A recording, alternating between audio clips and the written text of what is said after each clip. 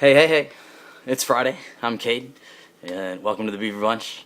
The topic this week is self-respect. I actually did choose the topic this week. I have come across it a lot in my almost 5 years of transition, and so I thought it was really important to talk about. I don't think we've ever discussed it directly as a topic, so I've really enjoyed hearing what the other Beavs have had to say. I really specifically appreciate AJ sharing her personal experiences because that's not something she does all the time. So mad props to AJ for that. And I always love hearing the opinions of the other Beavs because their experiences are different than mine. And so there's always something to learn. So self-respect, what is it? How the heck do you get it? How do you keep it? What does it mean? Why is it important? Usually when I have no idea about something, a word or a topic or anything, I always Google it. Like, that's the first thing I do. So I dictionary.com'd the word self-respect, and the simple definition that they had was a proper sense of one's dignity and integrity. Dignity meaning self-importance or like a worthiness of character. Integrity meaning having a moral compass and a state of being whole. I thought that was a really cool, simple definition and way to start talking about self-respect, because if you don't know what it is, then it's going to be hard to get. Specifically, me, I think that self-respect is a big issue for me because I'm a giver. I always have been. It's kind of my personality. I get called bleeding heart a lot because it's important to me to take care of others, and it's something that I find pride and joy in, and it's something that I do a lot.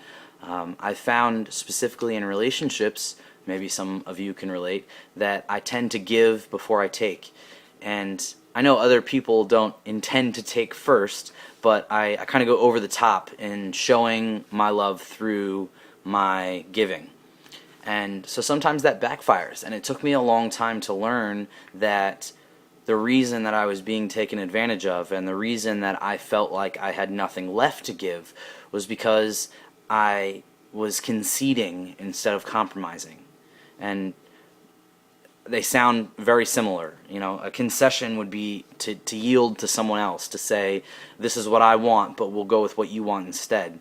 And sometimes that's okay to do. Sacrificial love is not a bad thing. But most of the time, compromise should be a goal. In all of my, even friendships, compromise happens. We are different people. We bring different things to the table, so we're naturally going to have to work out an agreement. We're going to have a mutual concession. And if it's not mutual, one side will always fall short. Someone will always feel left out. And I think that's, for me, where losing self-respect began. I didn't respect myself enough to deem my opinions and what I wanted important enough to fight for. And I thought that if I made the other person happy, then I would be happy.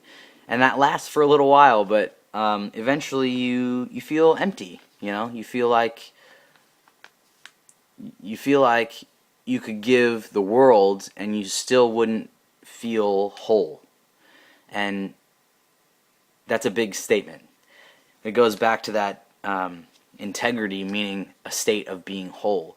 And I think it's easy for us, especially in the community, because we're so marginalized and because a lot of people tell us that our opinions aren't true and that our lives aren't real and that we don't feel pain and we don't feel love. And when you get told that a lot, you start to internalize a lot of those statements, and it's hard not to internalize them. And so to be a whole person and to include all of your thoughts and your feelings and your characteristics in who you are, takes a lot of bravery, it takes a lot of courage, and so it takes some time to be able to realize that, and to realize what it is that makes you you and what it is that you're doing just for others.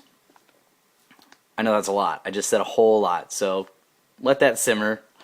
I do think that if you surround yourself by people who love themselves and who love you equally, you will begin to understand what it's like to love yourself.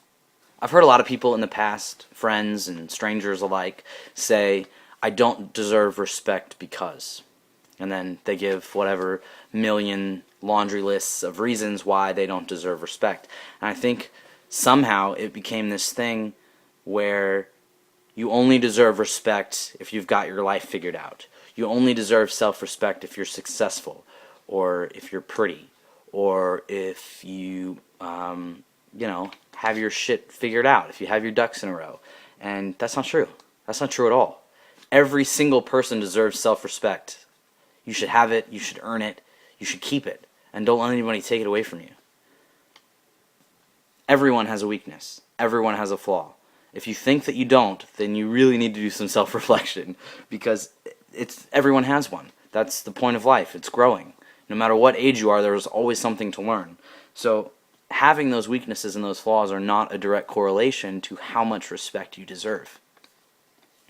I think that if you learn that lesson early on, you are so far ahead of the game, I can't even begin to tell you. Yeah. An old mentor once told me that as people, we seek out those in a similar position. We find comfort in those that are fighting the same struggles that we're fighting. And I think that's why a channel like this is so important, because we seek out those that understand us and that go through what we go through on a daily basis. And we seek them because we find comfort in them. And when you lack self-respect and you don't think that you're worthy of that, you will begin to see that you surround yourself by people that don't think that you deserve respect either. Whether that's an abusive relationship, or friends that are a bad influence that aren't really friends, or no one. You may isolate because you don't think that you deserve the respect of those around you. And so it comes to one of those like chicken or the egg questions. You're like, well, how do I get respect if I don't feel like I deserve respect, and I surround myself by people that don't think I deserve respect either? I think the fastest way to do it is to kind of fake it for a little bit. I know that sounds bad. We don't ever want to fake our personalities. I don't mean it in that regard. I just mean that if you begin to seek out people that are happy and that are genuinely aware of their influence and the energy that they bring into the space that they're in, then it's contagious. And you'll begin to do that. You'll begin to register what kind of energy you bring into the spaces that you live in, and you'll understand the feelings that you have and the worth that's inside of you, and you'll begin to demand that from others. So that's why watching these videos is awesome of you.